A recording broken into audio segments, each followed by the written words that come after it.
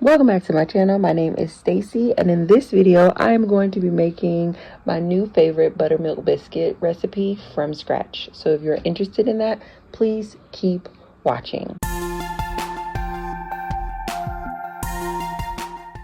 This is the first item that I have cooked in the new year. It is January 1, and I wanted to make sure that the first thing that I prepared in my kitchen, which I believe is the heart of my home, was something fresh and from scratch. And these buttermilk biscuits have been my fave for the last month and a half, and I knew I wanted to start the day with these biscuits. They are like a shaggy, flaky, crispy biscuit, which is different than my other buttermilk biscuit recipe. I have a handful that I'm working with, and this one has quickly become my fave.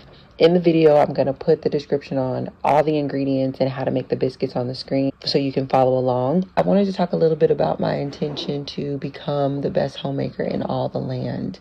Homemaking is something that has always been fascinating to me, and I used to think that it was fascinating to me because I had such a turbulent home life. I think that was my impression.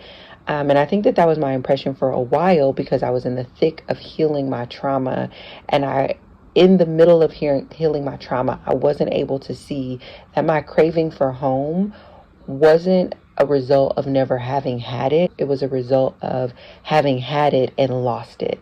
And so there was this felt sense of wanting to return back to this feeling of home. And now, having spent several years in therapy, unpacking my trauma and reprocessing experiences, I can look back over my life and appreciate the home that my mom created. And I can now understand that so much of what I'm doing in my own home is an attempt to recreate what she offered me in my childhood home. And I think that the confusion for me for quite some time was this idea of wanting something so desperately and thinking that I didn't know what it was that I wanted, when in reality I always knew what it was that I wanted, which is the reason why when I didn't have it, I knew I didn't have it. This is something that can be seen if you've been following my journey in like how many times I've moved and me trying to figure out like what my interior design style is. Like all of these different things were in part me searching for, in my healing process, a way to return home or return to the home that my mom had created. And I think my trauma caused me to lose it, and through healing, I now understand how to recreate it, and I understand how to recreate it in a way that's actually healthy versus recreating my childhood home, which isn't healthy developmentally because I have matured. I am a woman now. I have my own family.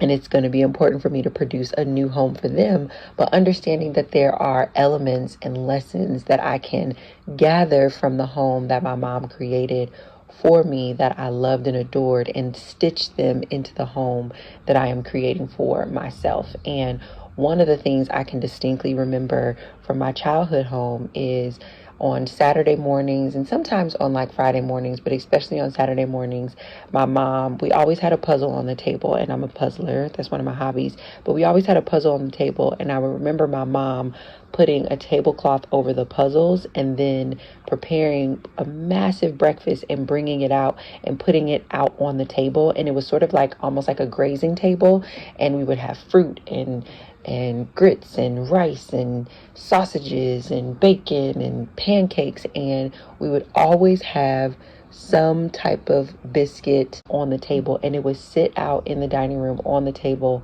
all morning, and me and my sisters would run through the house and pick at it.